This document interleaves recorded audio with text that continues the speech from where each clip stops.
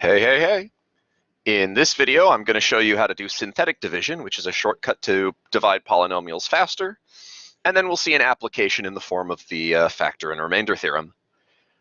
What is synthetic division? Let me do a long division problem. And then I'll show you a way to get the same result a lot quicker.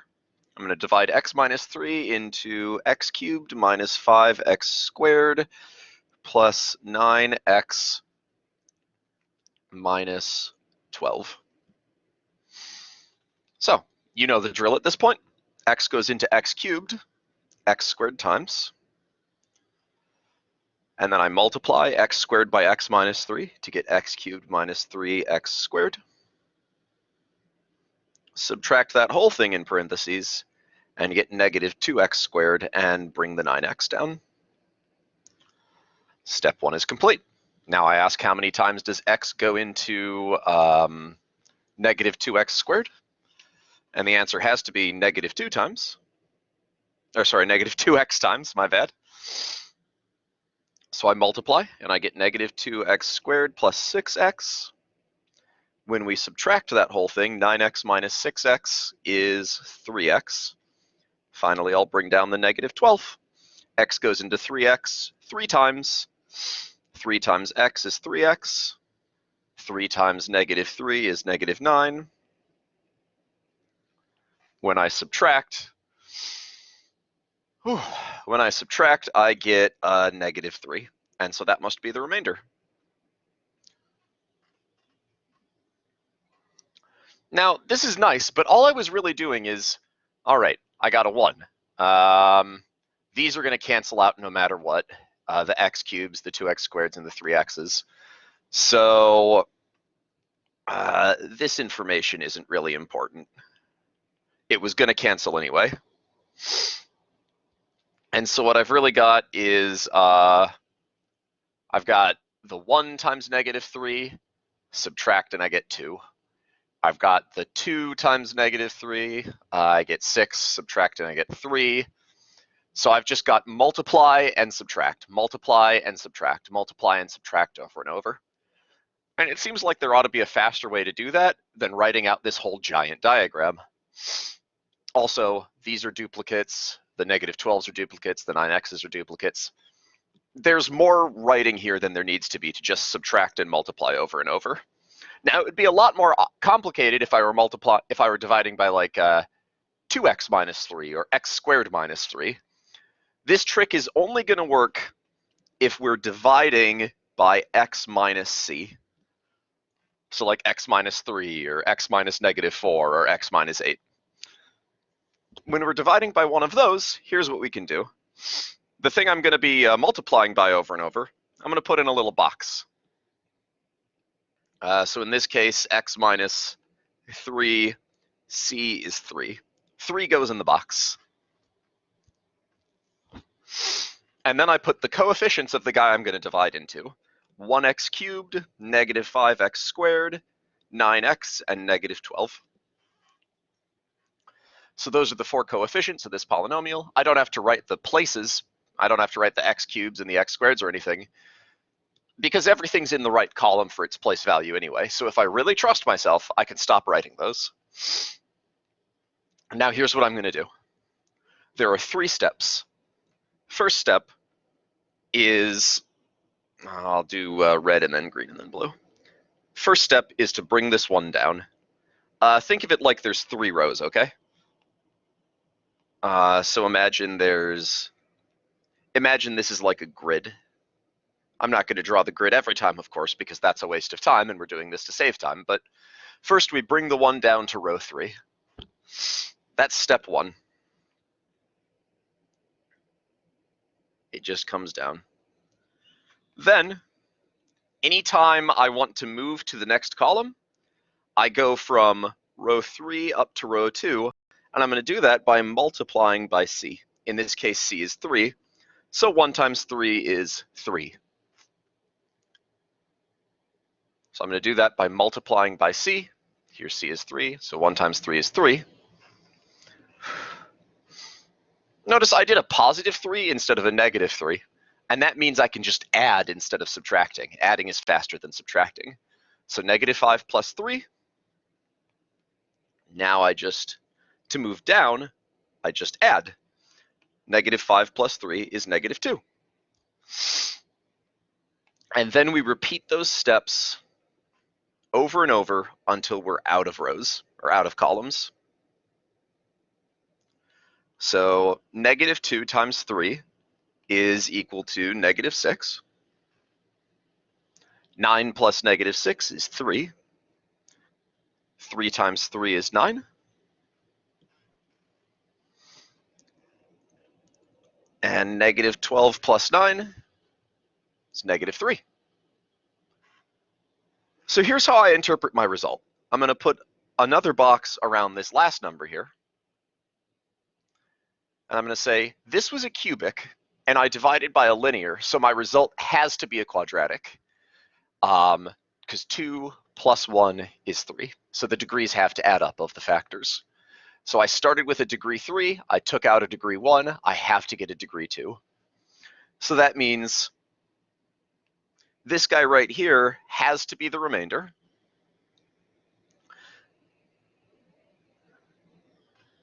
This has to be the ones place, so I'll write a 1 here. This has to be the x's place, and this has to be the x squared's place. That's a r, not a p. There we go. That looks better. So the way I'd read this result is this is x squared minus 2x plus 3, remainder -3. And when you look at that, it's exactly the same result, because this number is positive instead of negative, so I can add instead of subtracting. So I bring this number down, that's this number, and that makes this number. And then I add -5 to 3 and get -2. I multiply to get this 6. I add to get this 3. I multiply to get this 9, and I add to get this -3. So it's all the same arithmetic, just with none of the extra notation, and that makes it a lot faster. Let's go ahead and practice doing a bunch of these. So I'll keep this diagram on screen as I do one more. Let's say I want to do x to the 4th plus 3x cubed minus 5x squared plus 2x plus 1. And I want to divide that by x minus 7. Oh no, that's going to be huge. Let's divide by something nice and easy, like x minus 2. Let's do 2. Okay, so 2 goes in the box, and then the coefficients, because this is x minus c, remember. This is x minus c, so 2 is c. So 2 goes in the box, and then these coefficients, the coefficients are 1, 3, -5, 2, and 1. So I'm going to put those here.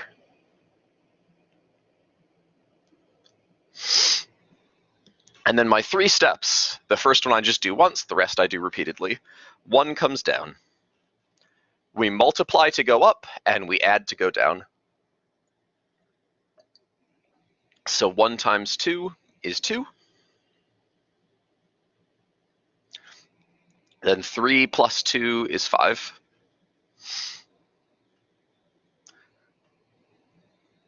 And 5 times 2 is 10. -5 plus 10 is 5. 5 times 2 is 10. 2 plus 10 is 12. 2 times 12 is 24. And 1 plus 24 is 25. So since our initial guy was degree 4, when we take a 1 out, it's going to be degree 3. So this is 1x cubed plus 5x squared plus 5x plus 12, remainder 25. So see, that's a lot faster than if I had to do long division. Keep in mind, you still have to make sure you watch your missing place values. So here's two new things. If I want to do x to the fourth minus 3x squared plus 50x plus 1, and I want to divide that by x plus 4, like so. I'm missing my x cubed's place, and so my coefficients are going to be 1, 0, negative 3, 50, 1. So make sure you remember that. Make sure you remember your missing place values. They're just as important here as they were before, and they're even easier to forget about. Nothing's going to warn you you don't have them, so be very careful to write down all your missing place values. Now, x plus 4 is supposed to be my x minus c. So what's c? That's right, it's negative 4, because x plus 4 equals x minus negative 4. The way you could think of it is, if x minus 2 is the factor, then 2 is the root. If x plus 4 is the factor, then negative 4 is the root. It's the same kind of correspondence. So I'll put a negative 4 in the box. And now we follow the 3 steps. The 1 comes down. 1 times negative 4 is negative 4. Add to get negative 4. Negative 4 times negative 4 is 16. Add to get 13. Multiply, so negative 3 plus 16 is 13. Then we multiply to go up. 13 times negative 4 is negative 52. When we add those, we just get negative 2. And then we multiply one more time. And negative 2 times negative 4 is positive 8. So our remainder is going to be 9. So our answer is x cubed minus 4x squared plus 13x minus 2 with a remainder of 9.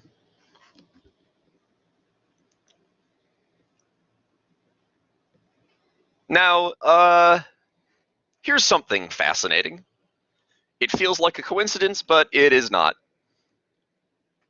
I checked negative 4 here. I divided by a factor of x plus 4, which would give me a root of negative 4 if it were actually a factor.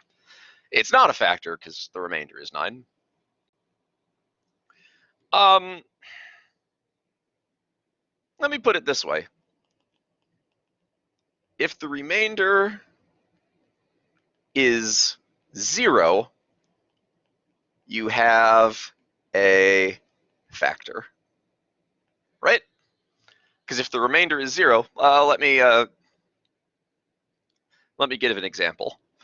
What if I want to do x squared plus 3x plus 2 divided by x plus 1? I would put a negative 1 in the box. If x plus 1 is a factor, then negative 1 will be a root. And then my coefficients are 1, 3, and 2. The 1 comes down, multiply to get negative 1.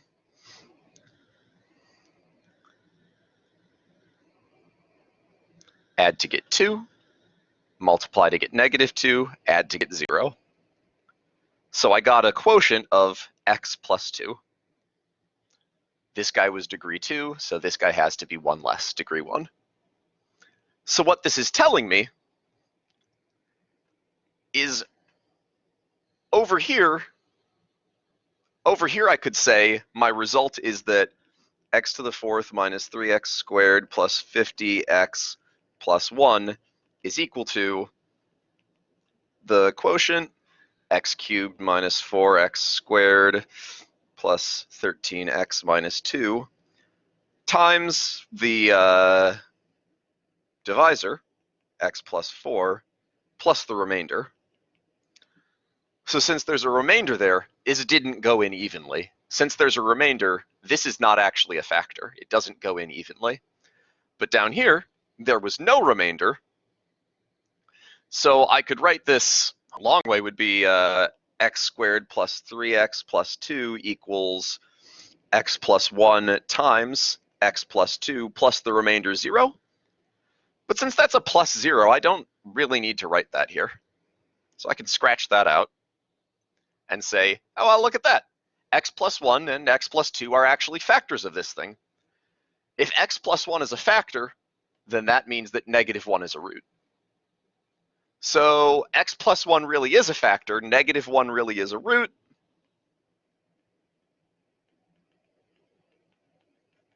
So this is a factor. So -1 really is a root. And if -1 is a root, what that really means is f of -1 equals 0. Keep that in mind for a second. And let's look at this problem over here again. If f of x is this guy, let me take a look at -4. It should be -4 to the 4th power minus 3 times -4 squared plus 50 times -4 plus 1. So -4 to the 4th is 256. Then this is minus 48, and then minus 200, and then plus 1. So altogether, 256 minus 48 is 208, minus 200 is just 8, plus 1 is 9.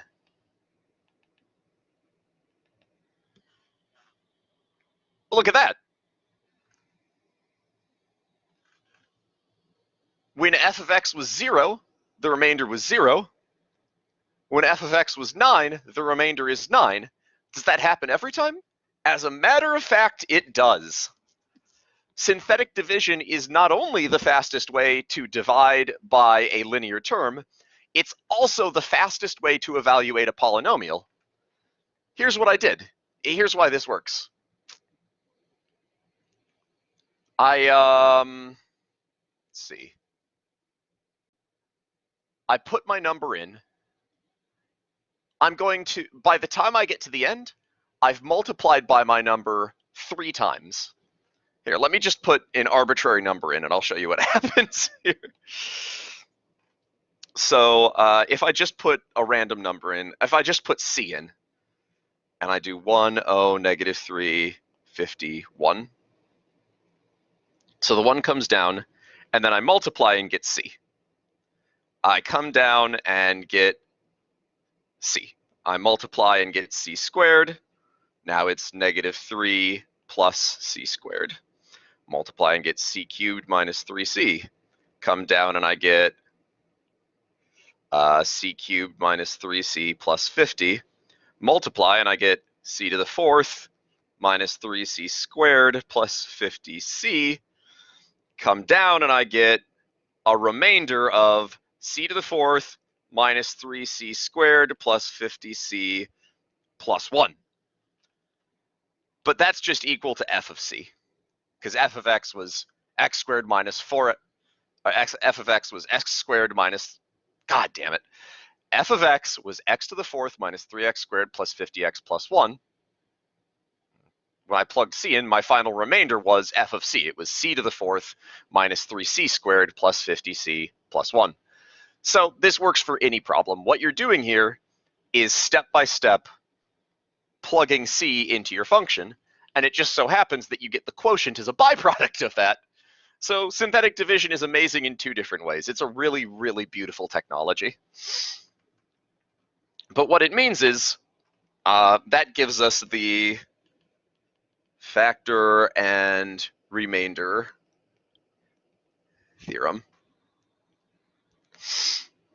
If you divide f of x by x minus c, the remainder is, no, I don't want to write is, I want to write the remainder equals c. God damn it, it's f of c. The remainder is f of c. So if the remainder equals 0, then c is a root. This is a tremendously useful theorem, because it means now when I'm testing my big list of possible roots, I don't have to plug them in. Plugging them in takes a long time. Instead, all I have to do is synthetic divide by them, which you'll find with practice is a lot faster than plugging in.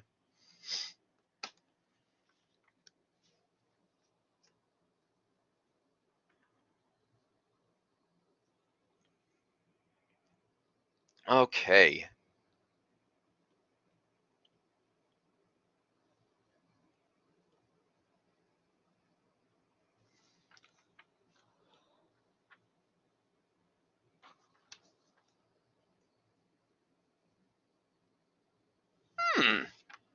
Oh, cool. Oh, I like this explanation even better than the one I gave right here.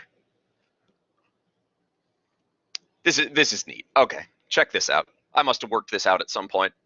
Let's say f of x is the polynomial 4x cubed minus 2x squared plus 5x plus 1. And I'm saying f of 3 is the same as the remainder when we do f of x divided by x minus 3. Why is that? Oops, don't want that menu. So check this out. I put 3 in the box, and my coefficients are 4, -2, 5, and 1. You can probably do these problems faster than my screen can update at this point, so I'll just blitz through. The 4 comes down, 4 times 3 is 12, add for 10, multiply for 30, add for 35, multiply for 105, add for 106. Just multiply up, add down. Real simple. So 4 comes down, 4 times 3 is 12, add for 10, 10 times 3 is 30, add 5 plus 30 is 35, 35 times 3 is 105, and there we go. So what I'm saying is f of 3 is 105. Why? Check this out. Or, not 100, not 105, 106, 106. It's the remainder. So why? Well, look at this. I can write the result of this division problem as f of x equals x minus 3 times 4x squared plus 10x plus 35 plus the remainder 106. Okay? So with that representation, this is equal to f of x, so I can use this as the formula for f instead of that. Both of these formulas are equal, right? This formula is equal to this formula. So I can say f of 3 is equal to 3 minus 3 times 4 3 squareds plus 10 3s plus 35 plus 106. So that's 0 times 48 plus 30 plus 35, 48 plus 65, 113. So it's 0 times 113 plus 106. But of course, 0 times 113 is 0, so our answer is just 106. When you plug 3 in, this guy kills that guy, and the only thing that's left is this guy. So that's why your remainder, that's probably the easiest way to think of why your remainder is the same as the answer when you evaluate. I think that's pretty neat. Now let me put this page back where it belongs and say, the last thing we're going to do is a monster example. I'm going to show you now how we're going to use synthetic division in a real problem. We're going to take the factor and remainder theorem, and we're going to try to find all the roots of f of x equals 2x to the fourth minus 15x cubed plus 35x squared minus 33x plus 20. Big honkin' polynomial. Okay. And as I go, I'm going to write down what kinds of information we have. Right now, here's what I know. This fella has an even degree and no flip, so it's going to be pointing up on both ends. The end behavior goes up and up because it's just like x to the fourth or x squared. And then right in the middle, I know the y-intercept. If I plug 0 in for x, these 4 terms are all 0, but this one's 20. So I know that this is the point 0, 20. Okay. So does it just start here and then go up in both directions, or does it go down at some point? Let's take a look.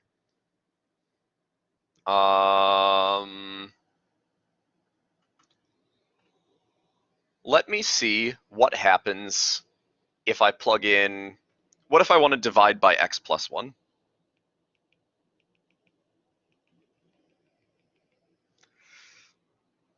Then I would do a -1 in the box and my coefficients here.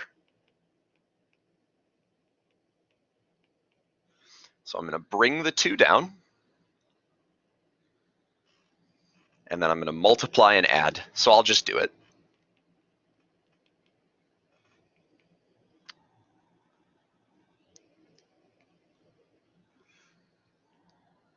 Multiply -52.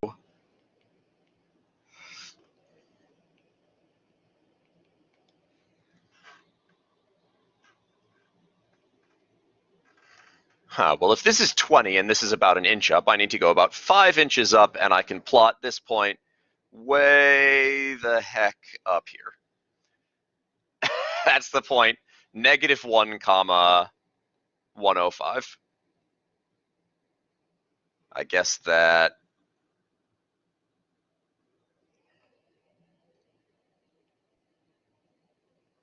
yikes, I guess that this graph wasn't quite big enough. Well, that's really big, and it gives me a funny feeling that maybe I'm looking in the wrong direction for roots. So let me try going in the other direction. Let's see if maybe 3 is, how about 3? Let me try dividing by x minus 3.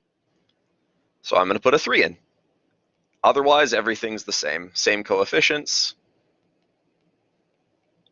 So the 2 comes down.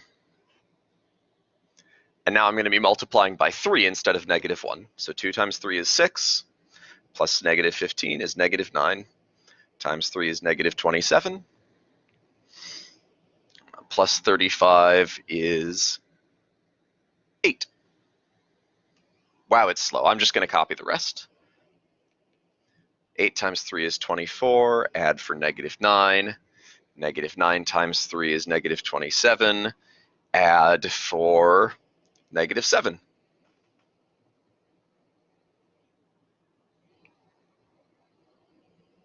Okay, so 3 wasn't a root, but I got something interesting. Check this out. I have this point here, 0, 20, and I have this point here, 3, -7. What can we infer?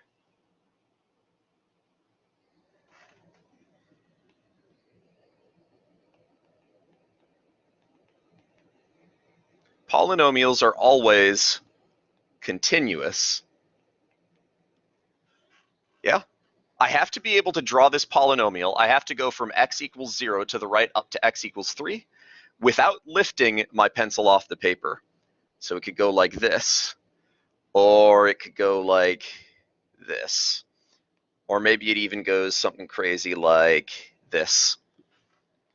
All I know is I have to be able to get from here to here. Since this guy is positive y coordinate, and this guy is negative y coordinate, if I'm going from one side of the x-axis to the other, at some point in the middle, I have to cross the x-axis.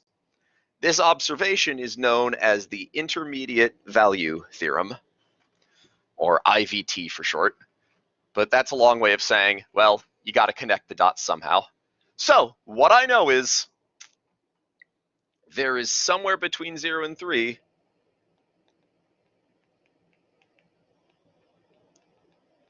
there's a root between 0 and 3. So, thus emboldened, I'm going to say, well, how about 2? And we're going to put a 2 in the box and see if that's a root. Dee-da-dee, dum-da-dum. 2 comes down. Okay.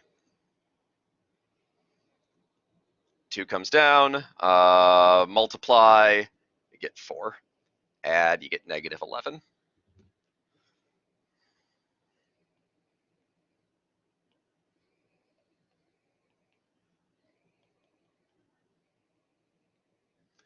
And it's just multiply, add, multiply, add. 13 times 2 is 26. Negative 33 plus 26 is 7. 7 times 2 is 14. Add, you get 6. Okay. Well,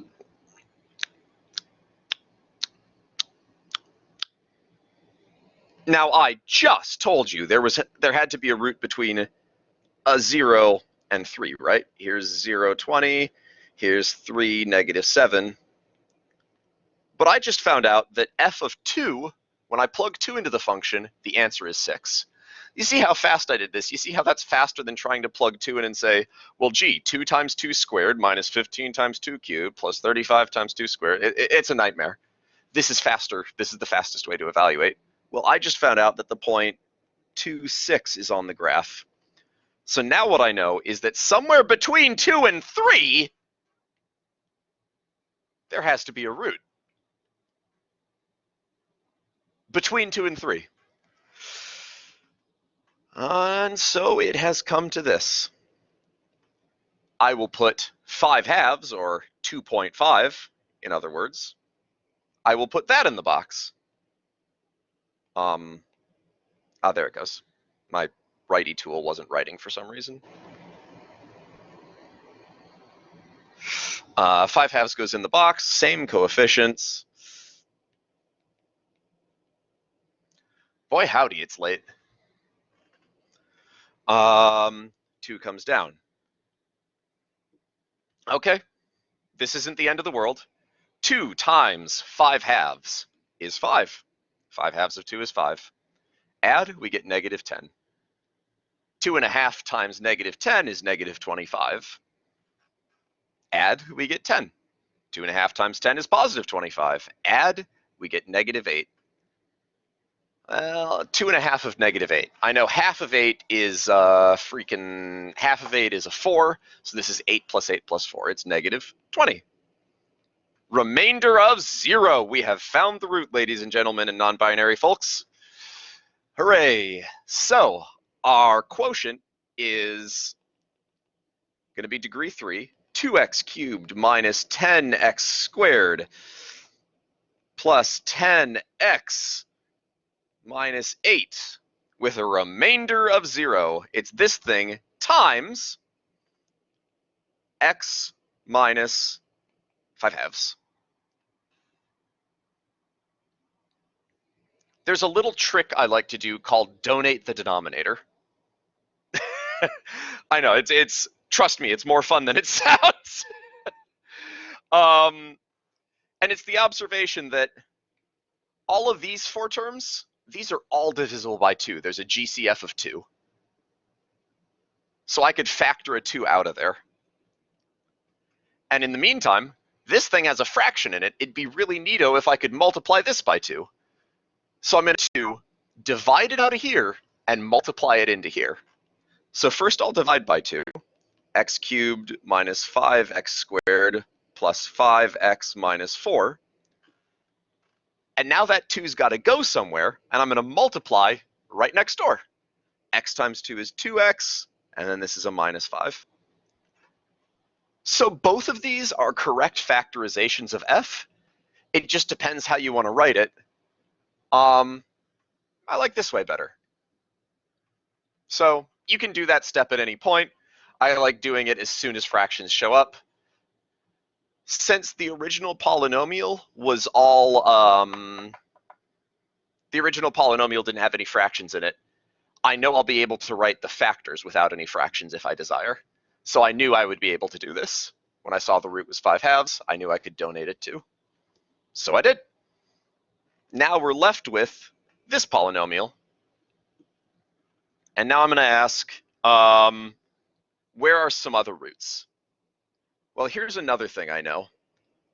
I just found out that we have a root at 5 halves, and then I have the point 3, negative 7. So I know 5 halves is a touch point, or a cross point rather. I know it's not a double root, because it clearly goes right through here, down to 3 comma negative 7. But I also remember that the end behavior was up both ways. So at some point, we have to get from 3, negative 7 all the way back up.